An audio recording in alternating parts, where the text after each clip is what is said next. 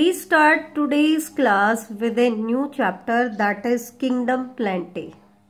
तो सबसे पहले हम किंगडम प्लांटे के क्लासिफिकेशन के बारे में बात कर लेते हैं।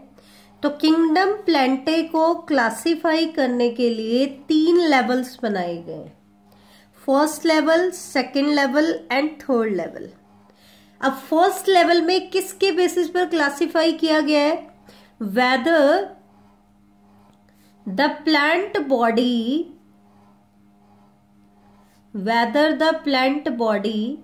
has well differentiated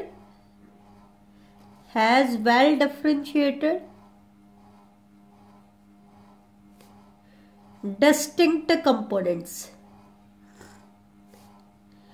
क्या प्लांट बॉडी के पास वेल डिफरेंशिएटेड डिस्टिंक्ट कंपोनेंट्स है? जैसे कि हम कहते हैं प्लांट की बॉडी डिवाइडेड होती है रूट में, स्टेम में, लीफ में। तो इस तरीके की डिफरेंशिएटेड बॉडी इसके पास है या नहीं है, सबसे पहला लेवल होता है यही। ठीक है, कि whether the plant body is well differentiated having distinct components और नॉट। सेकेंड लेवल आता है whether the differentiated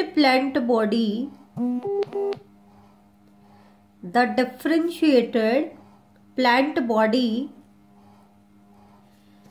has spatial tissues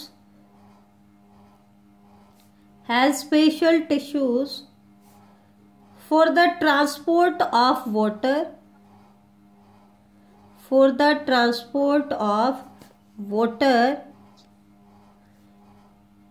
and other substances within it। That means ये क्या कहना चाह रहा है? हमने पहला क्राइटेरिया चूज किया कि whether plant body is differentiated और नॉट, और वेल डिफरेंशिएटेड और नॉट। तो उसके बाद क्या है कि मान लो हमारे पास डिफरेंशिएटेड बॉडी है, तो उसके पास कोई ऐसा स्पेशल टिश्यू है जिसकी हेल्प से वो वाटर या दूसरे सब्सटेंसेस को ट्रांसपोर्ट कर ले। क्यों? क्योंकि प्लांट जो होते हैं वो मल्टी सेल्यूलर होते हैं, तो डिफ्यूजन या जो सिंपल ट्रांसपोर्ट मेथड है उनसे काम नहीं चलेगा। तो इनको क्या चाहिए बेटा? ट्रांसपोर्ट के लिए कोई स्पेशल मैकेनिज्म चाहिए। तो ऐसे कोई ट्रांसपोर्ट टिश्यूज इनके पास है या नहीं है? दैट मीन्स ये किसकी बात कर रहा है? वस्कुलर टिश्यूज है या नहीं है? वस्कुलर टिश्यूज नहीं है तो फिर किसके थ्रू इनके अंदर ट्रांसमिशन होता है वाटर और दूसरे सब्सटेंसेस का? तो वो हम डिस्कस करेंगे। और थर्ड लेवल आता है ability to bear seeds and whether the seeds are enclosed within fruit। That means ये क्या कहना चाह रहा है कि क्या सबसे पहले बात तो क्या है कि उनके पास सीड है या नहीं है। इसके बेसिस पर हम प्लांट को 2 कैटेगरी में डिवाइड करते हैं, seed bearing plant and seed not bearing plant. ठीक है, दूसरा क्या है? सीड है तो वो फ्रूट के अंदर है या नेक्ड सीड है, तो कवर्ड सीड है या लेक्ड सीड है, उसके बेसिस उसको भी हम कैटेगराइज करेंगे। तो ये 3 लेवल मेन लेवल है क्लासिफिकेशन के। फर्स्ट लेवल में हमने देखा वेदर बॉडी इज डिफरेंशिएटेड और नॉट। सेकेंड लेवल में हमने देखा कि उसके अंदर सब्सटेंसेस के ट्रांसपोर्ट के लिए कैसा टिश्यू है या नहीं है। थर्ड लेवल हमने देखा कि उनके पास सीड है या नहीं है, और सीड है तो वो कवर्ड है या नेक्ड है, दैट मीन्स फ्रूट के अंदर प्रेजेंट है या नेकेड प्रेजेंट है। तो ये तो थे 3 लेवल ऑफ क्लासिफिकेशन। तो क्लासिफिकेशन को स्टडी करने से पहले हम कुछ प्लांट के बेसिक कैरेक्टर्स के बारे में मैं आपको बता देती हूँ। तो सबसे पहली चीज तो ये तो हम पहले ही पढ़ चुके हैं 5 किंगडम क्लासिफिकेशन सिस्टम के अंदर कि प्लांट्स जो होते हैं उनकी जो सेल्स होती है दे आर यूकैरियोटिक। कैसी होती है? यूकैरियोटिक होते हैं, मल्टी सेल्यूलर होते हैं। ये हमने पढ़ चुके हैं 5 किंगडम क्लासिफिकेशन सिस्टम में। यूकैरियोटिक होते हैं, मल्टी सेल्यूलर। अब यूकैरियोटिक मल्टी सेल्यूलर में आपके टेरिडोफाइट आपके फंगाई भी आता है, आपका प्लेंटे भी आता है और आपके एनिमेलिया भी आता है। तो फिर ये कैसे डिफरेंट है? तो कैसे डिफरेंट है? ये फोटोसिंथेटिक ऑर्गेनिज्म है। कैसे ऑर्गेनिज्म है? फोटोसिंथेटिक विद सेल्यूलोज सेल पोल। और इनके अंदर सेल पोल कैसी है? सेल्यूलोज की सेल पोल है। तो ये से ध्यान रखना, यूकैरियोटिक है, मल्टी सेल्यूलर है, फोटोसिंथेटिक है विद सेल्यूलोज सेल पोल। ये सारे मेन कैरेक्टर होते हैं। ये इसके डेफिनेशन में आता है कि प्लांट्स जो है वो ऐसे ऑर्गेनिज्म है, ये बेसिक फीचर है कि यूकैरियोटिक होंगे, मल्टी सेल्यूलर होंगे, फोटोसिंथेटिक होंगे विद सेल्यूलोज सेल पोल। ठीक है। इसके बाद देखो अदर कैरेक्टर्स की अगर हम बात करें तो प्लांट सेल्स को अगर हम देखें तो इनके पास सिंगल लार्ज सेंट्रल वैक्यूल होता है। इनके पास क्या होता है? Single large central vacuole. जब भी आप एक प्लांट सेल को ऑब्जर्व करोगे तो उसके सेंटर में एक लार्ज सेंट्रल वैक्यूल होता है, इसलिए न्यूक्लियस कहां चला जाता है? पेरिफेरल पोजीशन पे चला जाता है। दूसरा इसका आइडेंटिफाइंग फीचर क्या है? क्योंकि ये यूकैरियोटिक है तो इसके पास मेम्ब्रेन बाउंडेड ऑर्गेनेलीज प्रेजेंट होंगी। क्या प्रेजेंट होंगी? मेम्ब्रेन बाउंडेड ऑर्गेनेलीज इनके पास प्रेजेंट होंगी। और उन मेम्ब्रेन बाउंडेड ऑर्गेनेलीज में जो प्लांट का कैरेक्टर है वो क्या है कि in them plastids are present. ये ऐसे मेम्ब्रेन बाउंडेड ऑर्गेनेली है जो आपको प्लांट्स में देखने को मिलेगी, जैसे कि chloroplast.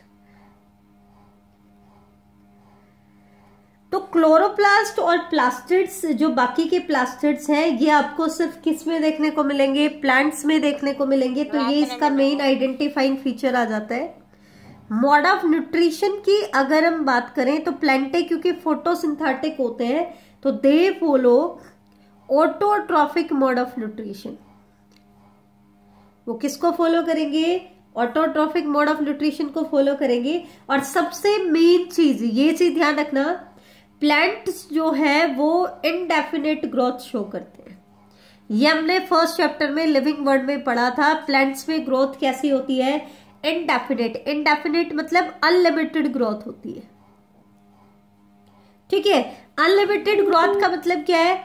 Growth occurs through out life span. Growth क्या होगी? थ्रू आउट लाइफ स्पेन होगी। अपने पूरे लाइफ में ये क्या करते रहते हैं? ग्रोथ करते रहते हैं। ठीक है। और ग्रोथ भी कैसी होती है ये मैं आपको बता दूं, लोकलाइज्ड ग्रोथ होती है, डिफ्यूज्ड ग्रोथ नहीं होती है बेटा। प्लांट्स में लोकलाइज्ड ग्रोथ होती है। लोकलाइज्ड ग्रोथ मतलब ग्रोथ सिर्फ वहीं पे होगी जहां पे ग्रोइंग पॉइंट होगा। अब प्लांट्स में ग्रोइंग पॉइंट कहाँ होता है? जहां पे मेरिस्टेमेटिक टिश्यू होता है, क्योंकि ये इकलौता टिश्यू है प्लांट्स में जो डिवीजन की एबिलिटी रखता है। और ग्रोथ कैसे होती है बेटा? जब नंबर ऑफ सेल्स इंक्रीज होती है। क्या इंक्रीज होती है? Number of cells. ठीक है। तो अब जो मैं आपको चीज बताने वाली हूं वो बहुत इंपॉर्टेंट है। जर्नल कैरेक्टर्स पे भी क्वेश्चन आ जाते हैं। अब हम स्टडी करेंगे प्लांटे किंगडम का क्लासिफिकेशन। अब प्लांटे किंगडम का कौन सा क्लासिफिकेशन मैं आपको बता रही हूं? इक्लर का क्लासिफिकेशन बता रही हूं, जो कि 1883 में आया था। इक्लर ने क्या किया बेटा? प्लांटे किंगडम को, आपका किंगडम कौन सा है? प्लांटे। प्लांटे किंगडम को 2 सब किंगडम्स में डिवाइड किया। किसमें डिवाइड किया है? 2 सब किंगडम। सब कैटेगरी बना दी इसलिए प्लांटे किंगडम को 2 सब किंगडम्स में इसलिए डिवाइड कर दिया। और 2 सब किंगडम्स कौन कौन से हैं बेटा? एक तो सब किंगडम है क्रिप्टोगैमी और दूसरा सब किंगडम है फेनीरोगैमी। कौन कौन से हैं बेटा? Cryptogamy and फेनीरोगैमी। बेटा ये एंड्रॉयड ब्लू बर्ड, ब्लूट्रॉइड के नाम से किसने ज्वाइन किया है? अपना वीडियो ऑन करें बेटा आप। ओके, बढ़िया। चलो देखो अब आगे। तो क्रिप्टोगैमे और फेनीरोगैमे दो सब किंगडम्स में हमने इनको डिवाइड किया है। बेटा इन वर्ड्स को समझना बहुत जरूरी है, बहुत इंपॉर्टेंट है ये। क्रिप्टोगैमे का वर्ड का मीनिंग होता है हिडन मैरिज, मतलब जिनके अंदर फर्टिलाइजेशन, सेक्सुअल रिप्रोडक्शन हुआ या नहीं हुआ वो हमें दिखाई नहीं देता है, हम ऑब्जर्व नहीं कर पाते हैं। क्यों नहीं कर पाते? इसका कारण है, क्या कारण है? क्योंकि इनके केस में जो रिप्रोडक्टिव ऑर्गन्स है दे आर वेरी इनकॉन्स्पिक्यूअस। बेटा कॉन्स्पिक्यूअस वर्ड का मीनिंग होता है क्लियरली विजिबल, लेकिन वो इनकॉन्स्पिक्यूअस है, दैट मीन्स वो क्लियरली विजिबल नहीं है। तो हमें नहीं पता चल पाता है कि उनके अंदर मैरिज हिडन, हम बोल सकते हैं उसको कि मैरिज कैसी होती है, हिडन होती है।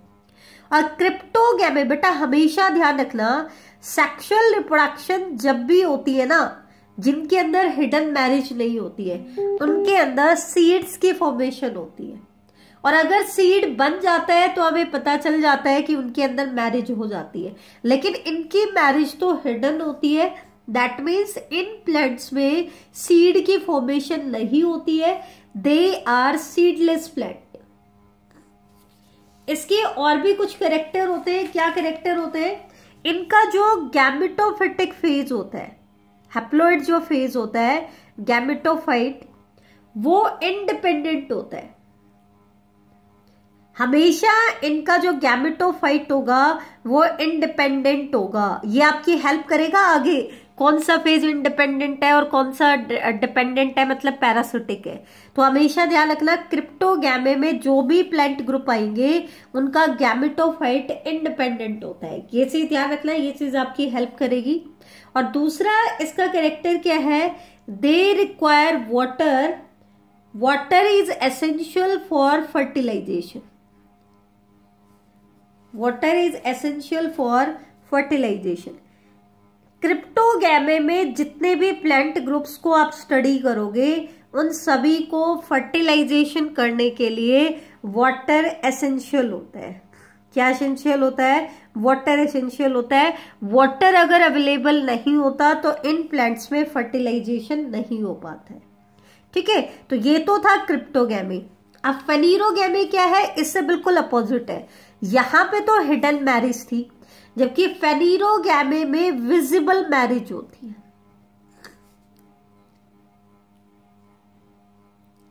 विजिबल मैरिज क्यों होती है? क्योंकि इनके पास वेल डिफरेंशिएटेड रिप्रोडक्टिव टिश्यूज होते हैं। They have well differentiated reproductive tissues, इसलिए इनके केस में जो मैरिज होती है वो विजिबल होती है। ये जो प्लांट्स होते हैं they are seed bearing plants, ये सीड बियरिंग प्लांट्स होते हैं। ध्यान रखना, ये चीज इंपॉर्टेंट है। ठीक है, ये पॉइंट इनके केस में बड़ा इंपॉर्टेंट रहता है, तो ये चीज आपको जरूर ध्यान रख ली है बेटा। क्या बताया मैंने? Cryptogamae means hidden marriage. Hidden marriage क्यों कह रहे हैं? क्योंकि इनके केस में रिप्रोडक्टिव जो ऑर्गन्स होते हैं वो क्लियरली विजिबल नहीं होते हैं। फेनीरोगैमे में विजिबल मैरिज होता है क्योंकि उनके रिप्रोडक्टिव टिश्यू वेल डिफरेंशिएटेड होते हैं। क्रिप्टोगैमे को हम सीडलेस प्लांट भी कहते हैं। और फेनीरोगैमे के जो भी मेंबर है they are seed bearing plants, इनके अंदर सीड की फॉर्मेशन होती है बेटा। ठीक है, अब ये तो था सब किंगडम। अब आगे हम सब किंगडम्स को डिवाइड करेंगे बेटा डिविजन्स में। किसमें डिवाइड करेंगे? डिविजन्स। वैसे तो मेन ऑब्लिगेट कैटेगरीज में डिवीजन सेकंड हाईएस्ट कैटेगरी पे आता है। तो क्रिप्टोगैमे सब किंगडम को हम 3 डिविजन्स में डिवाइड करेंगे, थैलोफाइटा, ब्रायोफाइटा एंड टेरिडोफाइटा। किस किस में डिवाइड करेंगे? Thallophyta, bryophyta and pteridophyta. Thallophyta में हम स्टडी करेंगे बेटा एल्गी को, ब्रायोफाइटा में हम स्टडी करेंगे ब्रायोफाइट्स को, और टेरिडोफाइटा में हम कौन से प्लांट ग्रुप को स्टडी करेंगे, टेरिडोफाइट्स को। ठीक है, तो ध्यान रखना ये 3 डिवीजन है। एल्गी के लिए थैलोफाइटा, ब्रायोफाइट्स का डिवीजन है ब्रायोफाइटा, और टेरिडोफाइट्स का डिवीजन है आपका टेरिडोफाइटा। अब इनके मेन फीचर मैं आपको बता देती हूँ जो ज्यादातर पूछे जाते हैं। तो थैलोफाइटा के जो मेंबर्स होते हैं दे हैव अनडिफरेंशिएटेड बॉडी। उनकी बॉडी कैसी होती है, अनडिफरेंशिएटेड होती है। ब्रायोफाइट्स को हम कॉमनली कहते हैं एम्फीबियन ऑफ प्लांट किंगडम। इनको हम कॉमनली क्या कहते हैं, एम्फीबियन ऑफ प्लांट किंगडम। क्यों कहते हैं इनको हम एम्फीबियन ऑफ प्लांट किंगडम, क्योंकि ये एम्फीबियन की तरह इनको भी लैंड भी चाहिए और फर्टिलाइजेशन करने के लिए वाटर भी चाहिए।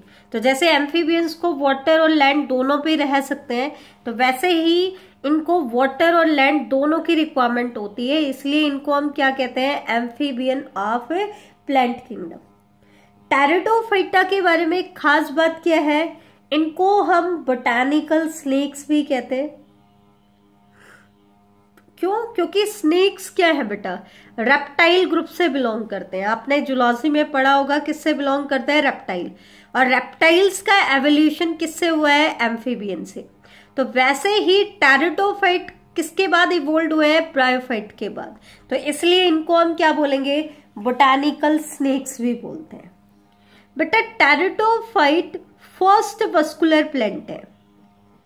मतलब फर्स्ट वस्कुलर प्लांट मतलब इनसे पहले जो प्लांट ग्रुप इवोल्व हुए हैं उनके पास वस्कुलर टिश्यू नहीं होते हैं। दैट मीन्स एल्गी और ब्रायोफाइट के पास वस्कुलर टिश्यू नहीं होंगे, उनके पास सिंपल कंडक्टिंग टिश्यू होते हैं, लेकिन जाइलम एंड फ्लोएम नहीं होते हैं। बेटा ध्यान रखना ये चीज इंपॉर्टेंट है, क्योंकि फर्स्ट वस्कुलर प्लांट कौन से है, pteridophyte.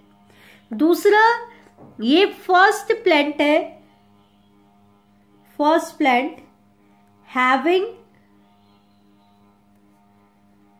true root, stem and leaf।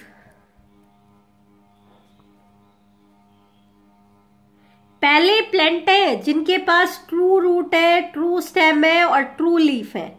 हालांकि ब्रायोफाइट में रूट लाइक, स्टेम लाइक और लीफ लाइक एक्सिस प्रेजेंट है, लेकिन ट्रू रूट, स्टेम और लीफ नहीं है इनके पास। और थैलोफाइटा की बॉडी तो डिफरेंशिएटेड है ही नहीं, तो उनमें तो ऐसी दिखने वाली भी कोई स्ट्रक्चर नहीं है। तो टेरिडोफाइट फर्स्ट प्लांट है जिनके पास ट्रू रूट, स्टेम और लीफ प्रेजेंट है। टेरिडोफाइट को ही हम फर्स्ट लैंड प्लांट भी कहते हैं। पहले जो प्लांट लैंड हैबिटेट के लिए अडेप्टेड हुए हैं वो कौन से हैं, टेरिडोफाइट। ब्रायोफाइट का डिस्ट्रीब्यूशन तो रेस्ट्रिक्टेड होता है, लेकिन जो फर्स्ट ट्रू लैंड प्लांट्स है वो कौन से हैं बेटा, टेरिडोफाइट। अब हम आते हैं फेनीरोगैमे। तो फेनीरोगैमे जो सब किंगडम है उसके अंदर एक ही डिवीजन आता है बेटा आपका, और वो डिवीजन कौन सा है, स्पर्मेटोफाइटा। जैसे वहां पे थैलोफाइटा, ब्रायोफाइटा और टेरिडोफाइट था, ऐसे ही यहाँ पे क्या आएगा, स्पर्मेटोफाइटा। और स्पर्मेटोफाइटा डिवीजन में हम 2 प्लांट ग्रुप को स्टडी करेंगे। एक है आपका जिम्नोस्पर्म और दूसरा है आपका एंजियोस्पर्म। अब इनके अंदर एक डिफरेंस बहुत इंपॉर्टेंट है जो कॉमनली पूछा जाता है। स्पर्मेटोफाइटा मतलब फेनीरोगैमे के जितने भी मेंबर्स हैं ना बेटा, उन सभी के अंदर सीड प्रेजेंट होते हैं, लेकिन जिम्नोस्पर्म्स में नेक्ड सीड होते हैं। नेक्ड सीड मतलब ये इनके सीड ऐसे ही ओपन आपको दिखाई देंगे, सीड के बाहर फ्रूट की कवरिंग नहीं होती है जैसे कि आपके एंजियोस्पर्म्स में होती है। एंजियोस्पर्म्स में क्या होते हैं, सीड कैसे होते हैं बेटा, कवर्ड सीड्स होते हैं। कैसे सीड्स होते हैं, कवर्ड सीड्स होते हैं। कवर्ड सीड्स मतलब सीड कहां प्रेजेंट होंगे, विद इन द फ्रूट। उनके बाहर फ्रूट वॉल की कवरिंग होती है। तो जिम्नोस्पर्म्स में नेक्ड सीड होते हैं और एंजियोस्पर्म्स में कवर्ड सीड्स होते हैं। तो ये था इस लेक्चर का हमारा टॉपिक। इसके आगे बेटा हम नेक्स्ट लेक्चर में स्टडी करेंगे।